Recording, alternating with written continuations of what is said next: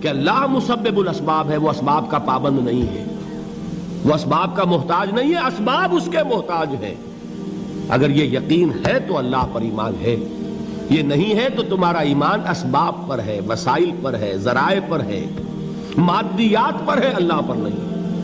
اس وقت کہاں راستہ تھا؟ کوئی راستہ تھا؟ سمندر ہے اور ادھر سے لشکر آ گیا ہے۔ کلا ان معی ربی سیہدین۔ اب دیکھیے ایمان کہہ دینا آسان ہے، ہوا معکم اینما کنتم، جہاں کہیں بھی تم ہوتے ہو اللہ تمہارے ساتھ ہوتا ہے، لیکن اس کا یقین قائم ہو جائے تو زمین و آسمان کا فرق واقع ہو جائے۔ یہی بات ہوئی حضور کے ساتھ۔ غار ہے، چھپے ہوئے ہیں محمد الرسول اللہ اور آپ کے وہ یار غار ابو بکر صدیق رضی اللہ تعالی عنہ۔ اقبال نے حضرت ابو بکر کی شان میں چند اشعار کہے صرف، لیکن واقعہ یہ ہے کہ بھاری بھاری نظموں پر اور قصیدوں پر بھاری ہے، طویل ترین نظمیں اور قصیدے ہوں ان پر بھاری ہے۔ ہمتیں ابو بکر کی ہمت جو ہے، کشت ملت را جو ابر، جیسے بارش سے کھیتی اپجتی ہے، ابو بکر کی ہمت اور عظیمت اس امت کو اسی طرح سینچنے والی ہے۔ ثانی اسلام و غار و بدر و قبر،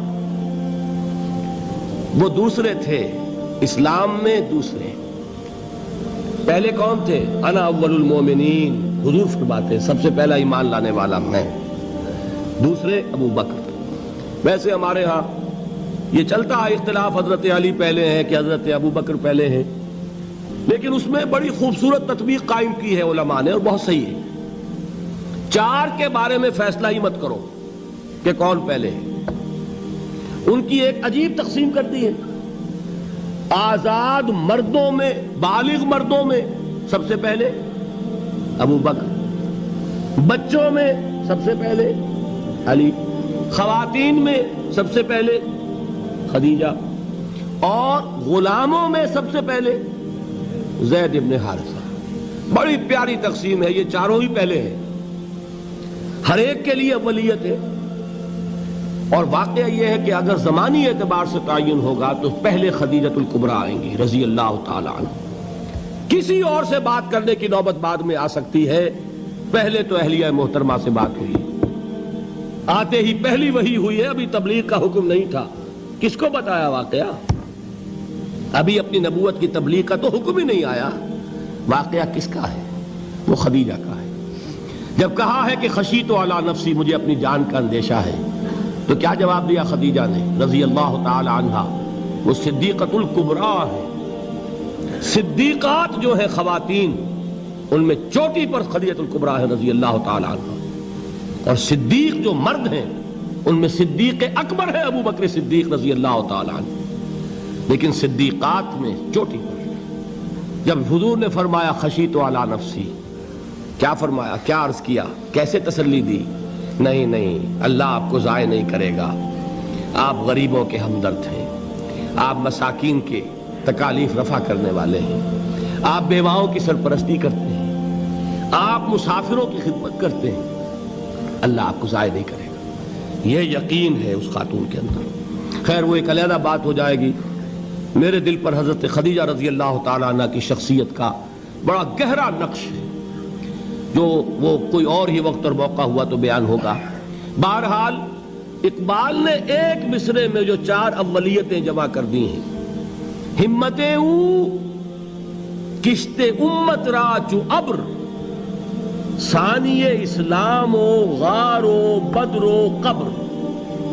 اسلام میں حضور کے بعد پہلے کون؟ ابو بکر۔ غار میں حضور کے ساتھ کون؟ ابو بکر۔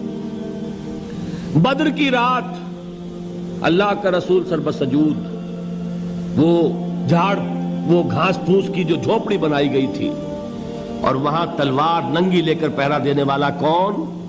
ابو بکر۔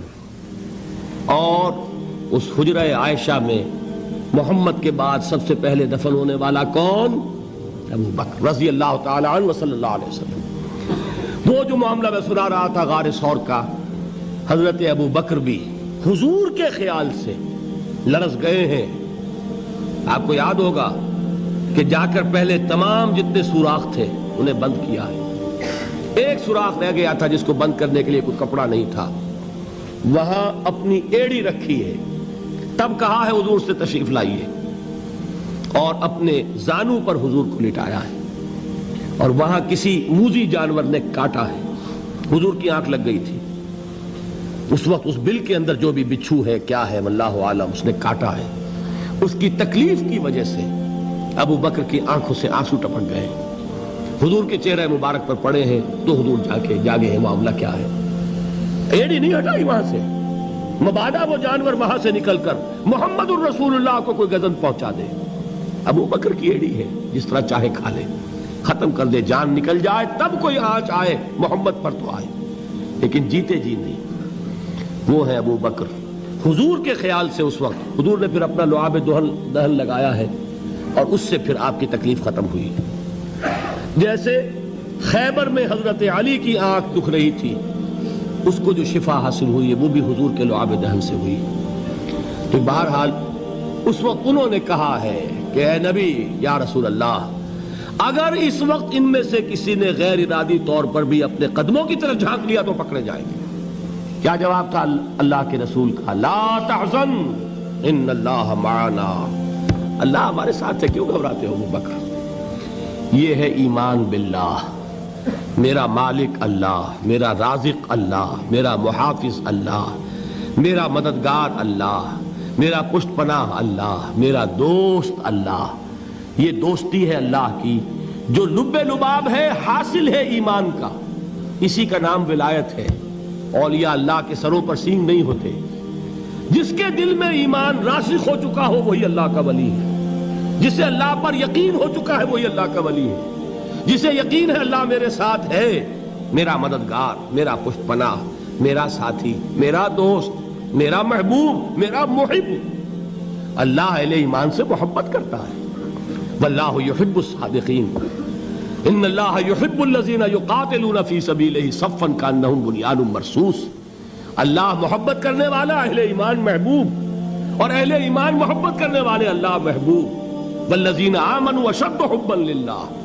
آپ تصور کیجئے جسے یہ رشتہ ایمان یا رشتہ ولایت حاصل ہو جائے, الا ان اولیاء اللہ لا خوف علیہم ولا هم یحزنون.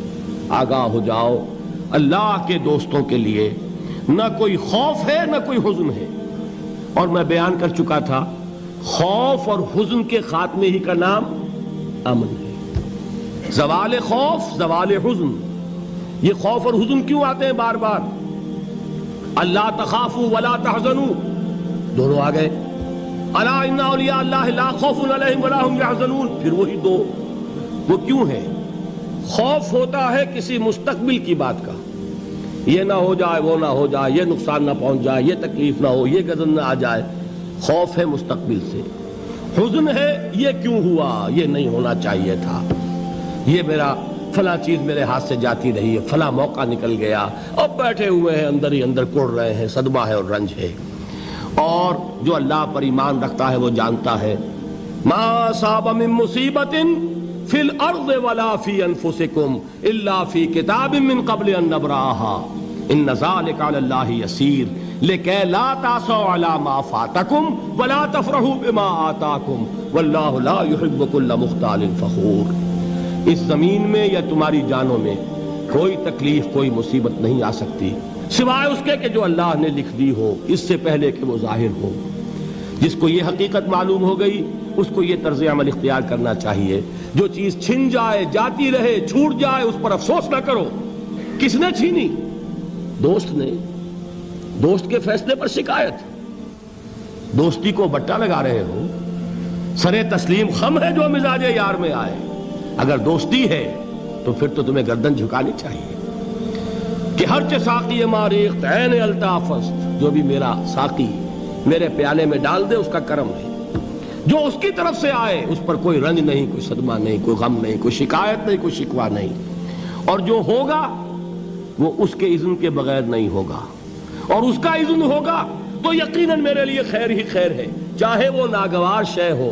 بظاہر مجھے اچھی نہ لگ رہی ہو، میری شارٹ سائٹڈنس میں مجھے وہ نظر آ رہی ہے کہ میرے لیے بری ہے، لیکن قرآن نے کہا ہے عسیٰ ان تکرہوا شیئا وہو خیر لکم وعسیٰ ان تحبوا شیئا وہو شر لکم واللہ یعلم وانتم لا تعلمون۔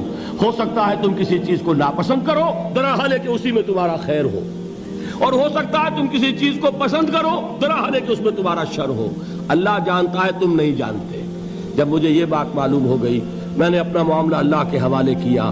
سپردم بے تو مایا خیش را تو دانی حساب کم و بیش را، اے رب جو تو چاہتا ہے وہ ہو، تیرے علم میں جو شے میرے لیے خیر ہے وہ ہو جائے، میری کوئی پسند نہیں، میری کوئی چاہت نہیں، یہ ہے راضی برضائے رب۔ اکبر الہ آبادی نے اسے کہا ہے رضائے حق پہ راضی رہ، یہ حرف آرزو کیسا، خدا خالق، خدا مالک، خدا کا حکم تو کیسا۔ جب میں آ گیا بیچ میں، میری پسند، میری مرضی، میری خواہش، میری چاہت، یہی تو شرک ہے۔ ما شاء اللہ کان وما لم یشاء لم یکن، جو اللہ نے چاہا وہ ہوا، جو اس نے نہیں چاہا نہیں ہوا، اختیار اس کا ہے، میرا تو نہیں۔ رضائے حق پہ راضی رہے، یہ حرف آرزو کیسا، خدا خالق، خدا مالک، خدا کا حکم تو کیسا۔ اقبال نے اسے کہا ہے فارسی میں، اب آپ کہیں اس کا ترجمہ بھی کرو تو وہ مجھے ذرا اس وقت کچھ بہت ہی بدذوقی کسی بات نظر آئے گی۔ جائیے پوچھئے کسی سے جسے فارسی آتی ہو۔ بروں کشید ز پیچا کے ہست و بود مرا، چوک دہا کے مقام رضا کشود مرا۔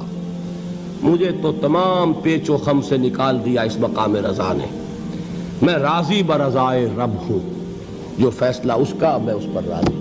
تو کہاں کا حزن اور کس کا خوف، یہی زوال حزن اور زوال خوف، یہی ہے امن، یہ نتیجہ ہے ایمان کا۔